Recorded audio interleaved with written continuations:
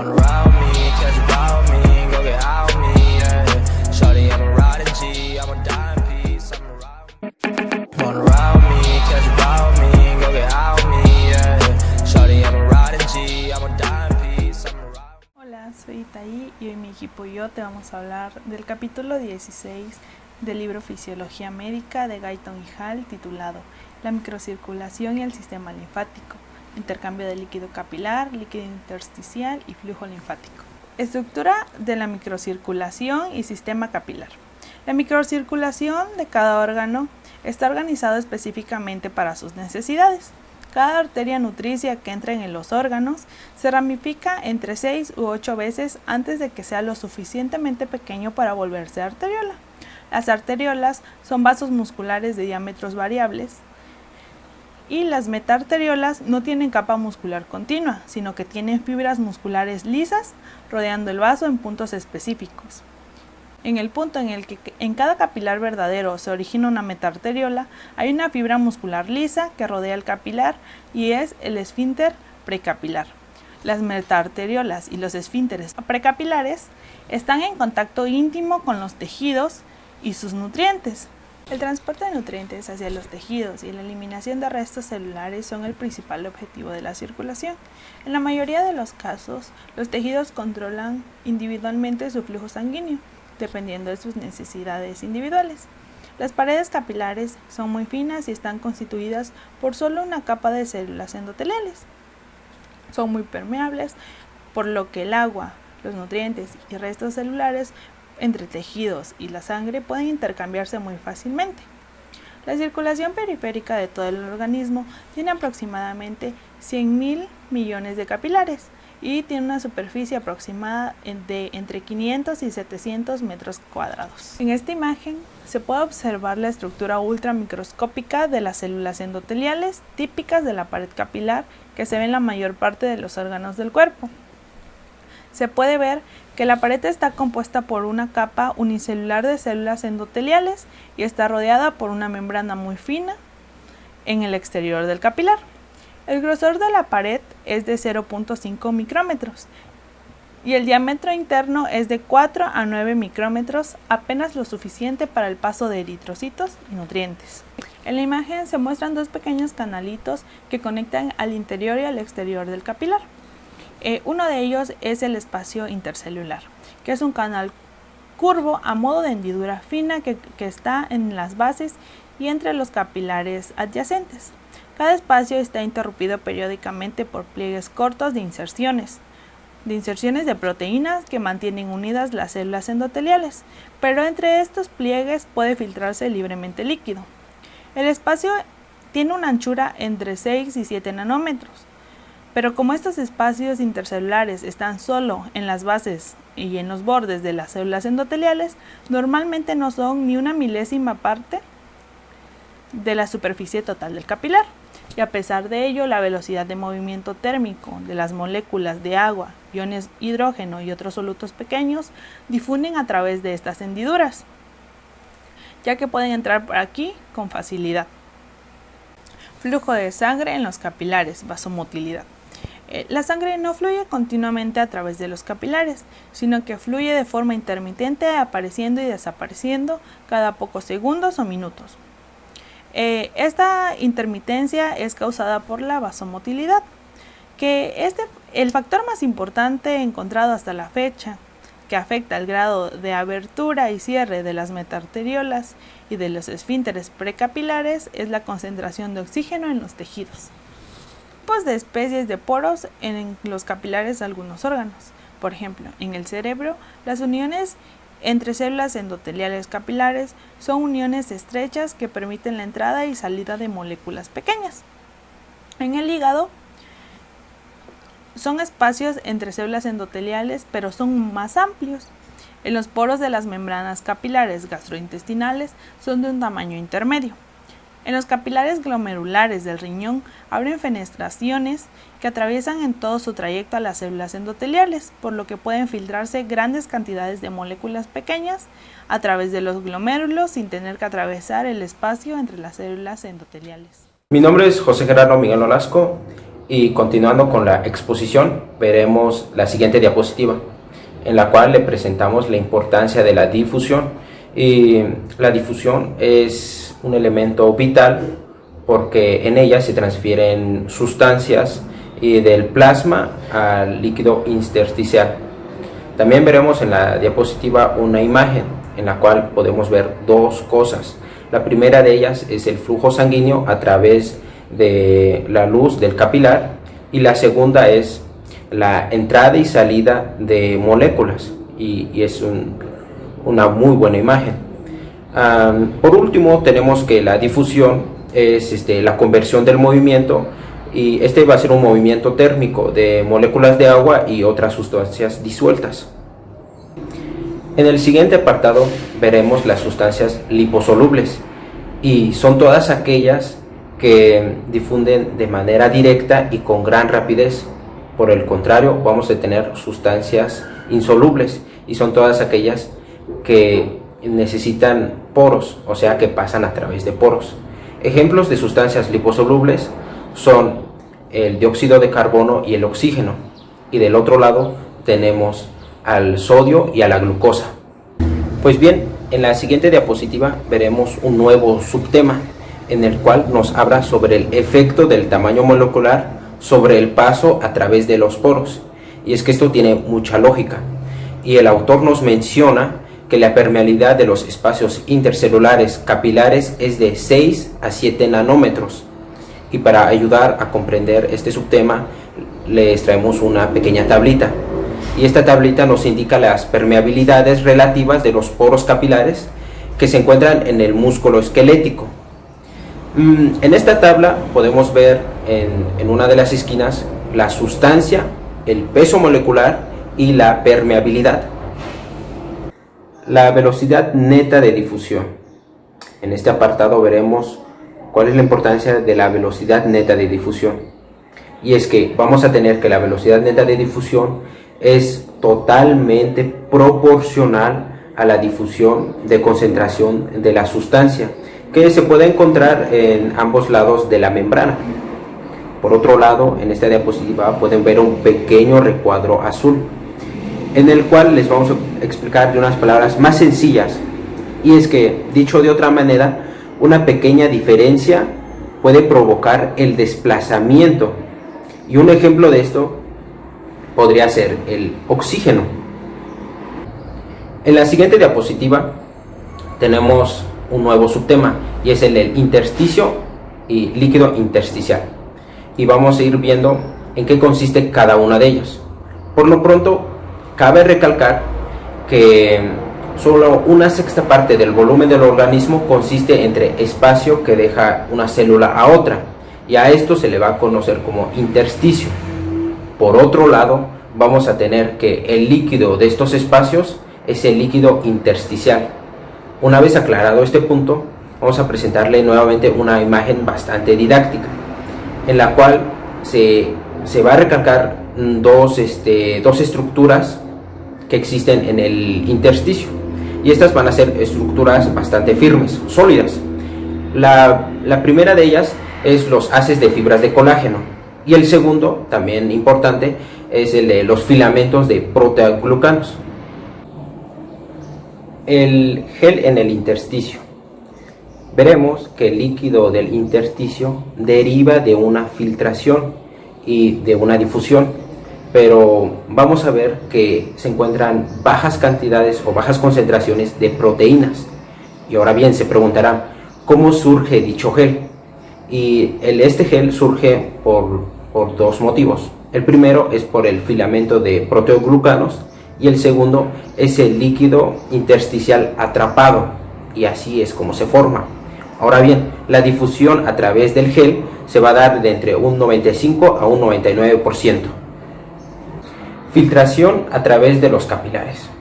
Llegados a este punto, vamos a presentarles dos subpuntos, en el cual el primero de ellos es el de presión hidrostática y el segundo el de presión coloidosmiótica.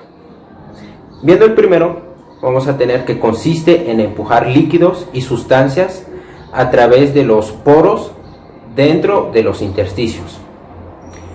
El segundo de ellos, el de presión coloidosmótica, provoca ósmosis desde los espacios intersticiales hacia la sangre.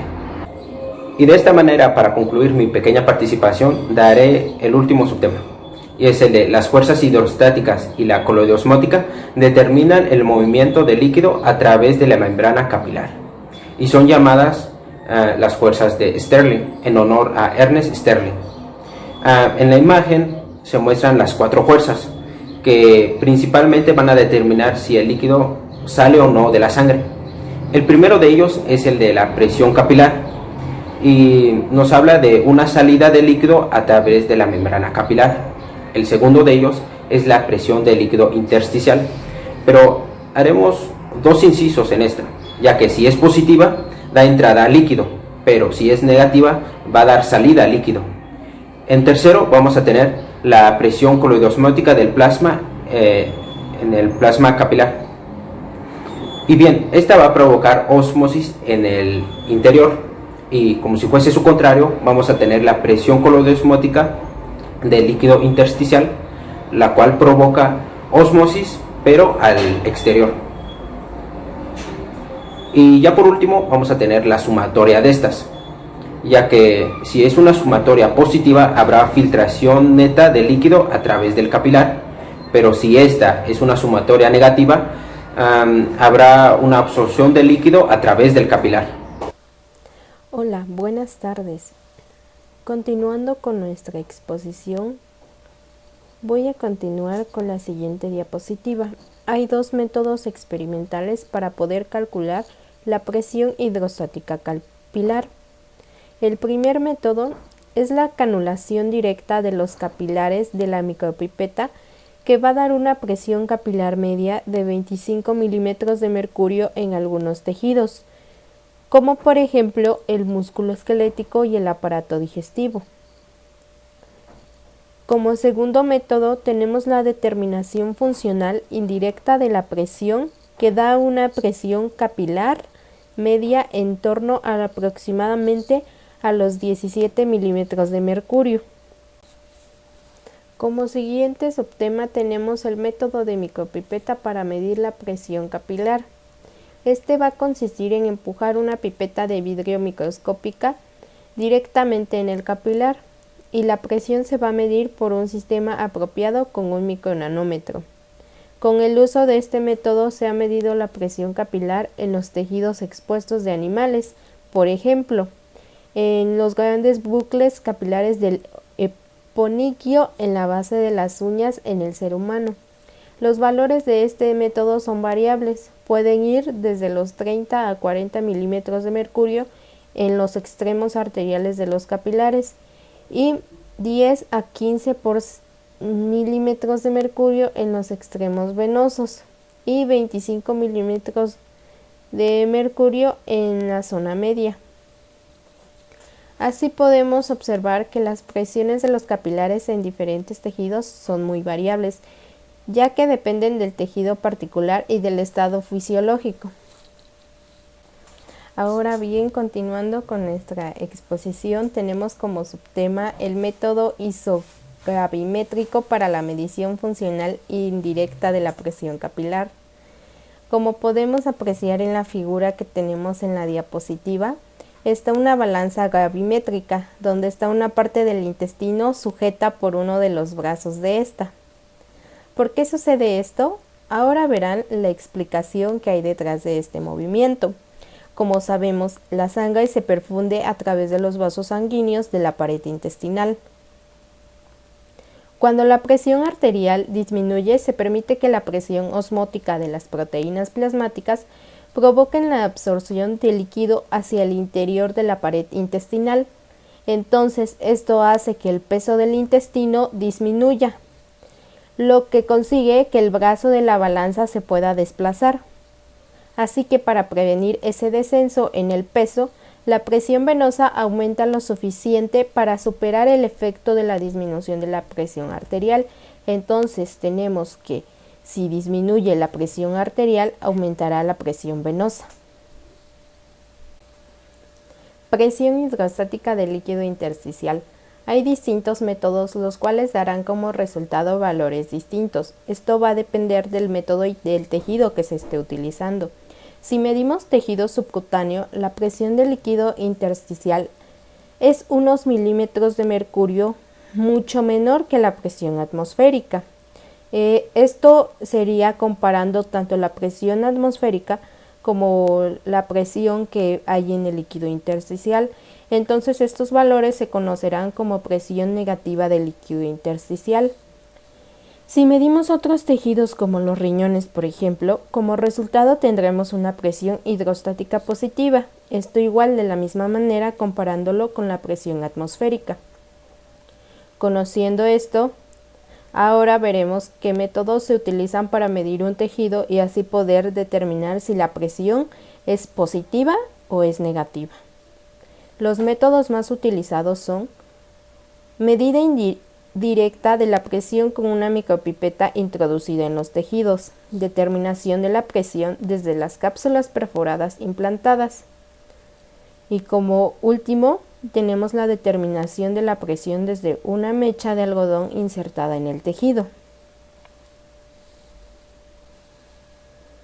Determinación de la presión del líquido intersticial mediante la micropipeta.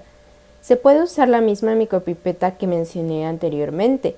Se usa para medir la presión capilar. Las presiones medidas usando el método de la micropipeta han estado comprendidas entre -1 y +2 milímetros de mercurio en tejidos laxos, pero en varios casos la presión es negativa en comparación con la presión atmosférica, como ya lo había mencionado anteriormente. Y bien, ¿cómo se va a realizar este procedimiento? Se introduce la punta de la pipeta que mide 1 milímetro de diámetro, pero se dice que aún así va a ser 20 veces mayor que los tamaños de los espacios de los filamentos de proteoglucano del intersticio, por lo que se piensa que la presión que se mide es la de un bolsillo libre del líquido. Presión del líquido intersticial en tejidos firmemente encapsulados. Estas cápsulas van a estar en tejidos que están rodeados por unas carcasas rígidas. Entonces tenemos como ejemplo la bóveda craneal alrededor del cerebro, la cápsula fibrosa del riñón, las vainas fibrosas de los músculos y por último la esclerótica del ojo. En la mayoría de estos tejidos la presión va a ser positiva. Las presiones que se han podido medir en la mayoría de las cavidades naturales del organismo en las que hay líquido libre en equilibrio dinámico con los líquidos intersticiales circundantes son negativas. Entonces de aquí tenemos otros espacios que es el intrapleural que tiene como presión 8 milímetros de mercurio, el espacio sinovial articular que va de -4 a -6 milímetros de mercurio y por último el espacio epidural que va de -4 a -6 milímetros de mercurio. Resumen de la presión negativa del líquido intersticial en el tejido subcutáneo laxo suele ser subatmosférica. Se cree que la presión del líquido intersticial en el tejido subcutáneo laxo es en condiciones completamente normales menor que la presión atmosférica en promedio de 3 milímetros de mercurio. Como podemos ver, se vuelve a comparar la presión del líquido intersticial con la presión atmosférica. Eso igual ya lo había explicado en las diapositivas anteriores. Función de la bomba del sistema linfático es la causa de la presión negativa del líquido intersticial. Para entender mejor el tema, el sistema linfático es un sistema eliminador que extrae el exceso de líquido, el exceso de moléculas proteicas, los restos celulares y otras sustancias de los espacios tisulares. Cuando el líquido entra en los capilares linfáticos terminales, las paredes de los vasos se van a contraer durante unos segundos en automático y van a bombear el líquido hacia la circulación sanguínea. Este proceso crea la presión negativa que se ha medido en los espacios intersticiales. Presión coloidosmótica del plasma. Las proteínas plasmáticas callan la presión coloidosmótica. Las proteínas van a ser los únicos componentes disueltos en el plasma y en el líquido intersticial que no van a atravesar fácilmente los poros de los capilares, las responsables de las presiones osmóticas a ambos lados de la membrana capilar. Para que se pueda distinguir esta presión osmótica que se produce en la membrana celular, se denomina presión coloidosmótica o presión oncótica. Este término se debe a que la solución de proteínas se parece a una solución coloidal a pesar de que realmente es una solución molecular. Valores normales de presión coloidosmótica del plasma. La presión coloidosmótica del plasma humano normal es de 28 milímetros de mercurio. De estos 28, 19 van a ser por efectos moleculares de las proteínas disueltas y lo restante será por el efecto Donan. El efecto de las distintas proteínas plasmáticas sobre la presión coloidosmótica. Para entender este punto, tenemos que las proteínas plasmáticas van a ser una mezcla de albúmina, globulinas y fibrinógeno, con un peso molecular cada una de 69.000, 140.000 y 400.000. Entonces tenemos en nuestra diapositiva una tabla que nos muestra las concentraciones de masas relativas de las distintas proteínas en el plasma normal. Estos contribuyen a la presión coloidosmótica del plasma. Y la presión coloidosmótica del líquido intersticial para esta concentración de proteínas va a ser de 8 milímetros de mercurio. Análisis de la reabsorción en el extremo venoso del capilar. La presión sanguínea baja en el extremo venoso del capilar cambia el equilibrio de las fuerzas a favor de la absorción, como se muestra en la siguiente tabla. La fuerza que provoca la entrada de líquido hacia el capilar de 28 milímetros de mercurio es mayor que la reabsorción opuesta de 21 milímetros de mercurio. La diferencia es de 7 milímetros de mercurio. Es la presión neta de reabsorción en el extremo venoso de los capilares. Esta presión de reabsorción es considerablemente menor que la presión de filtración en los extremos arteriales del capilar, pero recuerden que los capilares venosos son más numerosos y más permeables que los capilares arteriales, por lo que se necesita una menor presión de reabsorción para provocar el movimiento de entrada del líquido. Equilibrio de Starling para el intercambio capilar. Starling señaló que hace más de un siglo, en condiciones normales, existe un estado cercano al equilibrio en la mayoría de los capilares, es decir, que la cantidad de líquido que se filtra de los extremos arteriales de los capilares hacia el exterior es casi exactamente igual a la que el líquido que vuelve a la circulación mediante la absorción. El ligero desequilibrio que se produce explica el líquido que puede volver a la circulación a través de los vasos linfáticos. Hola, mi nombre es Luis Alfredo y hoy voy a explicarles el sistema linfático. Bueno, el sistema linfático representa una vía accesoria a través de la cual el líquido puede fluir desde los espacios intersticiales hacia la sangre. A continuación se mostrará en pantalla los vasos linfáticos del organismo y como podemos apreciar, casi todos los tejidos del organismo tienen vasos linfáticos especiales, con excepciones. Las excepciones serían las porciones superficiales de la piel, sistema nervioso central, etc. Estos tienen canales prelinfáticos. Entonces vamos a empezar a explicar los vasos linfáticos del organismo y lo podemos apreciar en la siguiente imagen. De la mitad inferior del organismo se vaciarán en el conducto torácico, que a su vez se vacía en el sistema venoso en la unión de la vena yugular interna con la subclavia izquierda. ¿Okay? Y la mitad izquierda de la cabeza, el brazo y algunos territorios del tórax entran en el conducto torácico antes de que se vacíen en las venas. Y del lado derecho del cuello, la cabeza y el brazo y algunos territorios del tórax entran en el conducto torácico derecho, que es más pequeño que el izquierdo. Ok. Cabe destacar que el líquido que se filtra desde los extremos arteriales de los capilares sanguíneos, la décima parte de este mismo entra en los capilares linfáticos y vuelve a la sangre a través del sistema linfático. Su cantidad total es de 2 a 3 litros por día. Esta décima parte que entra en los capilares linfáticos es muy importante. ¿Por qué? Porque las sustancias de alto peso molecular que contiene, como las proteínas, no pueden ser absorbidas desde los tejidos de ninguna otra forma, o sea que es la única. Bueno, la base de este mecanismo es una estructura especial en los capilares linfáticos. Vamos a explicar en la siguiente imagen que se mostramos en la pantalla. Podemos observar que en las uniones de las células endoteliales adyacentes, vemos cómo en el borde de una célula endotelial se superpone al borde de la célula adyacente, formando una válvula diminuta que se abre al interior del capilar linfático, pero no se puede regresar. O sea que una vez entrando las proteínas y el líquido intersticial no pueden volver a regresarse por ese mismo conducto. Y a continuación vamos a ver cómo se forma la linfa. Bueno, la linfa deriva del líquido intersticial que fluye en los linfáticos. La linfa que entra primero en los vasos linfáticos terminales tiene casi la misma composición que el líquido intersticial, para empezar.